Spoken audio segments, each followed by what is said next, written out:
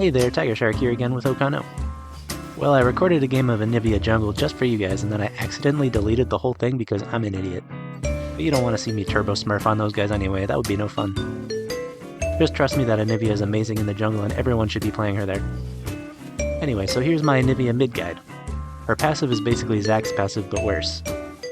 I don't think it's saved my life a single time, ever. Her Q is the worst or best skill shot in the game because you have to recast to get the stun, which I didn't know for a long time, so my first game with Anivia was depressing. Her W is one of the best abilities for trolling your own team. You can block them off from escaping turret range or trap them behind enemy lines, both real things that have happened to me many times. Her E is just a large chunk of ice that doesn't slow enemies for some reason, even though I always think it should. But it does crit damage if you've already frozen somebody with Q or R. Her R is super unique as it can be turned on and off at any time. It's maybe the most satisfying way I've found yet to farm minions or jungle camps. And the slow is infuriating for champions, of course. Although I have a habit of casting it at max range while running away, which just means it gets cancelled instantly. Don't do that. Anyway, as for items, you want mana because Anivia's R uses a lot, but also Shadow Flame because it's busted. You know what, just buy Shadow Flame, who needs mana? Combos and general tips. So the first tip I have is to learn how to be a hacker, and then hack into Riot's servers and delete every single line of code that even remotely relates to Shaco. Now that that's out of the way, you can always rely on your passive to help you survive in the worst of circumstances. Always. Always take the 4v5 dragon fights now that the feats of strength are a thing. There's no way that can go wrong at all. And just mash R to survive because that's really all you can do. You can always rely on your top laner to TP into a fight that was already lost 3 minutes ago when their presence would have been helpful. One thing your R is really good for is getting assists. And your Q-R combo is also really solid for getting assists.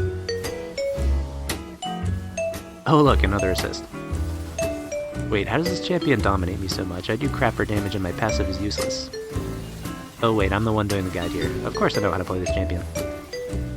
There, you see, now I'm confident and I got the first kill that Anivia has ever gotten. And I even used my Ice Wall in a useful way to avoid dying. So really your best combo is to get someone stunned in your R and then nail them with that sweet E crit.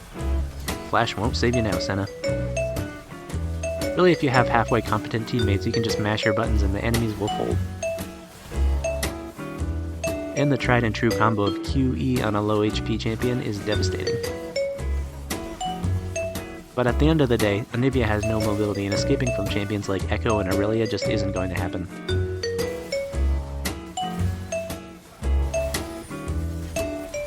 I still maintain that Shaco is worse than Yuumi and Teemo, by the way.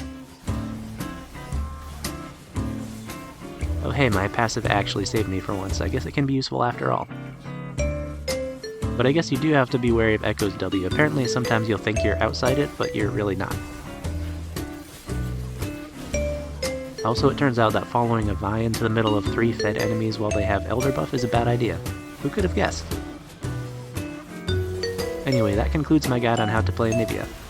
I'm just going to say, don't play her in the jungle, it's not worth it. So that's all for this one, and as always I hope you have a spectacular day.